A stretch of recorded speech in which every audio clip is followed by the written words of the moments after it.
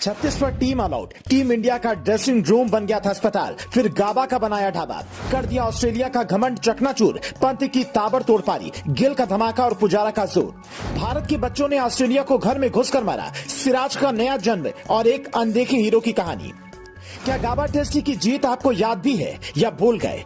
अगर यादें धुंधली हो गई हैं, तो कंगारुओं के आने से पहले उस ऐतिहासिक पल को दोबारा जीने का मौका देते हैं। एक नई बात भी आपको बताते हैं कि गिल, पुजारा, पंत से बड़ा योगदान भी इस जीत में किसी का था जिन पर किसी का ध्यान आज तक नहीं गया, जिनका कोई रिकॉर्ड पेपर में नहीं लिखा गया। लेकिन उनकी हकीकत जानने के लिए आपको रिपोर्ट पूरी देखनी होगी और देश के गौरव को फिर से जीना होगा।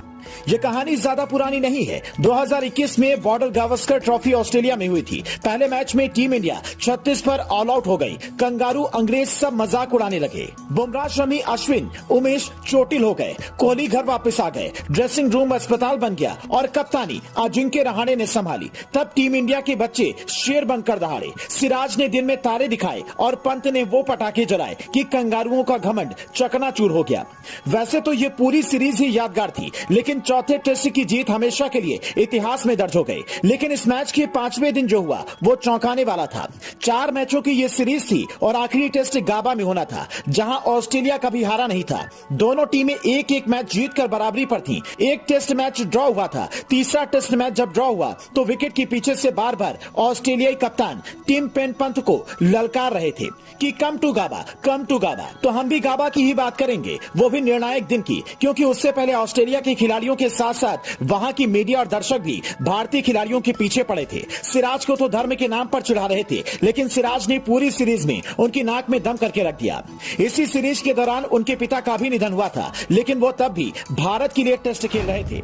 गाबा टेस्ट का 5वां दिन आ गया था। भारत को आखिरी दिन जीत के लिए 324 रनों की जरूरत थी, जो गाबा की पिच पर 5वें दिन कभी नहीं बने थे।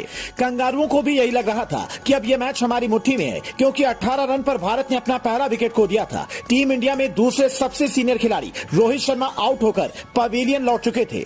इसके बाद शुभमन गिल ने अपनी क्लास दिखाई और पैट कमिंस से लेकर नाथन लायन को खूब धोया। एक तरफ तो वो रन कूट रहे थे और दूसरी तरफ भारत की मॉडर्न दीवार कहे जाने वाले चेतेश्वर पुजारा ने खूंटा गाड़ रखा था। उनके जिस्म पर गेंद लग रही थी। ऑस्ट्रेलिया के बॉलर बॉडी लाइन बॉलिंग कर रहे थे, लेकिन मजाल है कि बंदे को तोड़ पाए। दूसरी तरफ खड़े शुभमन गिल ने देखते ही देखते 50 पूरा कर लिया, लेकिन 91 रन बनाकर आउट हो गए। अब भी भारत को करीब 200 रनों की जरूरत थी। क्रीज पर आए कप्तान अजिंक्य रहाणे ने आते ही छक्का मारकर अपनी मंशा जाहिर कर दी, लेकिन वो भी 24 रन बनाकर आउट हो गए। अब भारत 167 रन पर 3 विकेट गंवा चुका था। सबको लग रहा था अब टीम इंडिया ड्रॉ की तरफ जाएगी, लेकिन ऋषभ पंत कुछ और इरादे लेकर उतरे थे। उन्होंने आते ही नाथन लायन को रिमांड पर लिया और छक्के चौके जड़ने शुरू कर दिए, लेकिन दूसरी तरफ अर्धशतक लगाकर पुजारा आउट हो गए। वो अंपायर्स कॉल थी। अब भी भारत को 92 रन की जरूरत थी और इतनी ही गेंदें भी बची थी। मयंक अग्रवाल मात्र 9 रन बनाकर आउट हो गए। अब सारी उम्मीदें पंत पर अटकी, क्योंकि दूसरी तरफ से ऑलराउंडर्स आ गए थे और गेंदबाजों को पिच से भयंकर मदद मिल रही थी। पंत के सामने विकेटों का पतन हो रहा था। वो दूसरी तरफ से लगातार फायर कर रहे थे।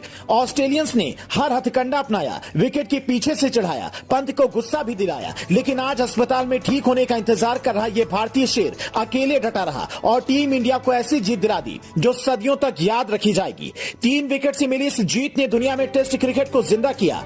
अब वही ऑस्ट्रेलिया की टीम भारत आ रही है। हमारा शेर अस्पताल में है, लेकिन बाकी खिलाड़ियों ने बल्ले को धा लगा ली है। नाबाद 89 रनों की पारी खेलने वाले पंत ने उस जीत के बाद कहा था कि अगर सपोर्ट स्टाफ मेरा साथ नहीं देता तो मैं विनर ना बन पाता। ये थे हमारे अनदेखे हीरो, जिनका कोई रिकॉर्ड दर्ज नहीं है, कोई इनाम नहीं है, बस खिलाड़ियों का एक शुक्रिया है और टीम के इतिहास में इसे